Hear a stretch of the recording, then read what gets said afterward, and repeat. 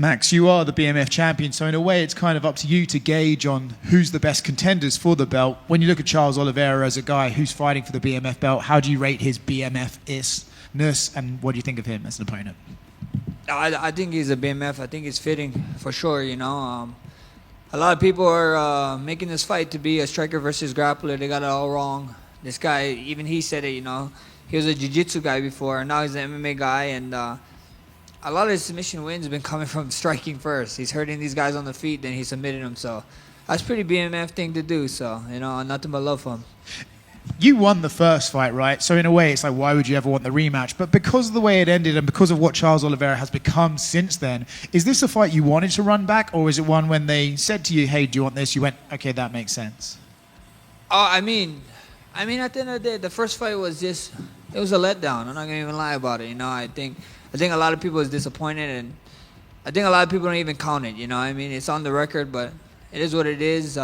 We're here. We get to right that wrong, and I'm excited for it. You have raised the profile of this belt amazingly, but you've made it clear that the undisputed title is the one that you still want to get your hands on. When you get that for opportunity and fight for the belt, would you hold both of them at the same time, or would you say at that point, like, hey, I'm going to give the BMF up for other people to try and fight it, and I'll be the undisputed champion?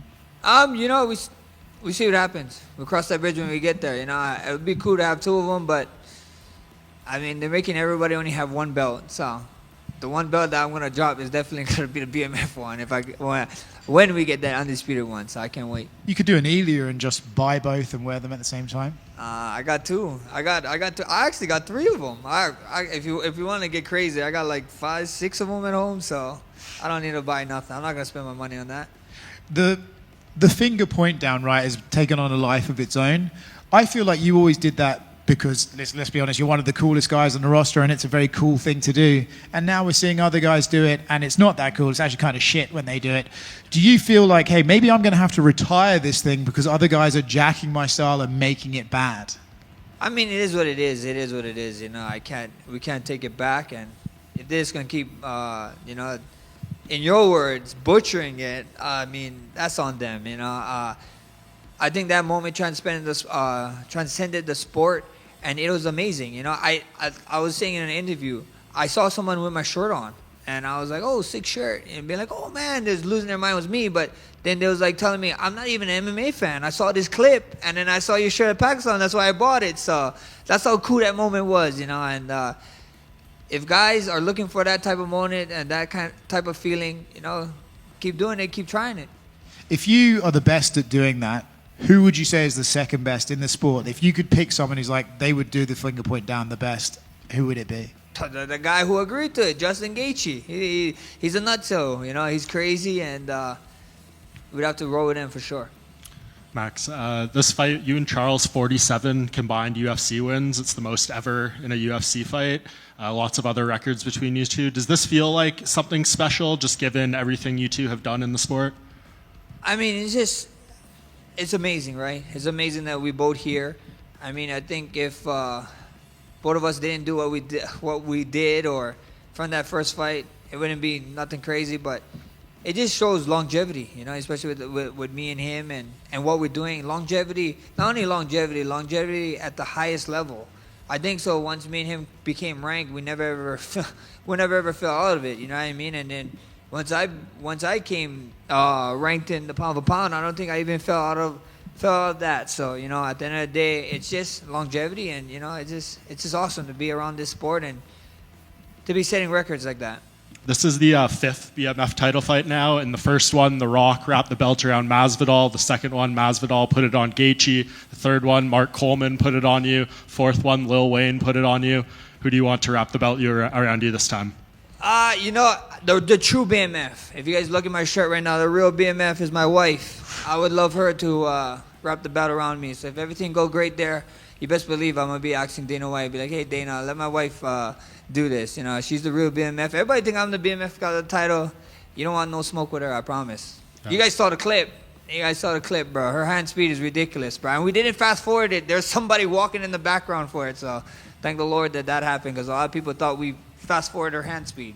I asked Charles the same question. He said he wants his father to do it. So it seems like it'll be a family affair no matter what. Yeah, that'd be sick. I did see Charles that. You know, if I had my way, dead or alive, I wish my grandpa could do it. I wish he was here with us and he could be seeing what I'm doing, and he probably slapped me in the back of my neck for, you know, the things that I decided to do in my life, but we're here now, you know. Max, speaking of women's MMA, I have a question for you, Natalie from Rolling with the Punches. What 2 women would you like to see face off for a women's BMF title? What, 2 women? Yes. Oh my gosh. That's funny. I don't want to butcher her name. What is the ex-champ? Chinese? Weili? Wait. Weili, yeah, Weili for sure. Okay. And Weili and maybe, man, I don't know who else. I'm brain farting right now. Everyone has said Amanda Nunes. Amanda Nunes would be sick, but that's so big of different in weight class. But I forgot Amanda Nunes. Technically, Amanda Nunes is still retired because she didn't step in the octagon because her fight got canceled. So Yet. don't take it all on me, Amanda. Sorry for forgetting your name. I don't even want to fight her. And then last question. How important is flexibility to you, and how does that play into your striking skills when you're fighting? I think flexibility is super important to anybody. You know, we're getting much older in age, so flexibility is important, and it's just day-to-day life, not even fighting. It's just everybody needs to. If you're not stretching or rolling out, do you guys a favor and please start doing that because it catches up with us. Thank you, Max. Right here. Max over here. I don't know if you saw, but Charles did that Q&A with a bunch of Brazilian fans, and he said that for the point down, he has the option to stand and bang with you because he knows he can do that. But you don't have the option to take him down based on his skill set. You've also said it would be pretty BMF to submit the guy with the most submissions in the UFC. Are people overlooking your submission skills in the octagon? I mean, it is what it is, you know. Like I didn't get to show too much of my submission skills in the octagon anyway, but that would be pretty BMF, right? That'd be pretty BMF to go get it, submit the submission artist. That would be amazing. But you know, Charles can say whatever he wants. He can say whatever. I can say whatever I want. Come Saturday night, we get to find out. That's the beautiful thing about it. And then both you and Charles with a win probably have a lot of rematches ahead of you, especially in this division. And I asked him this question, do you feel like you guys have lapped the division? Because, like I said, there's a lot of big names in front of you, but a lot of them could be second fights for you. I mean, it is what it is, you know. I don't really think of anything. I just think of the next one. And bro, if I had to fight a guy 99 times, I'll fight a guy 99 times. I don't give a shit, you know. At the end of the day, if you want to be the best, you got to beat the best. And the best is blessed. Max over here. One question for me. When we look at your title fight against Topuria, I would say from all of the guys who fought him in the UFC, you did the best until the moment. What would be the biggest change you would make in the next match, seeing you would win this Saturday? Biggest change in that match, you guys would have to wait and see. You know what I mean? Of course, we take him down, but right now, how much times you guys was here and Charles Oliveira was people's opponents, and you guys was asking them about the future, and they'd be like, "Oh yeah, I have this grand scheme of things and everything," and then they end up being on the bad side of a decision or a finish. So I don't want to be that guy. You know, right now we got Charles Oliveira. He's a killer. He's a legend, and I'm just focused on him right now. Good luck this Saturday. Thank you, brother.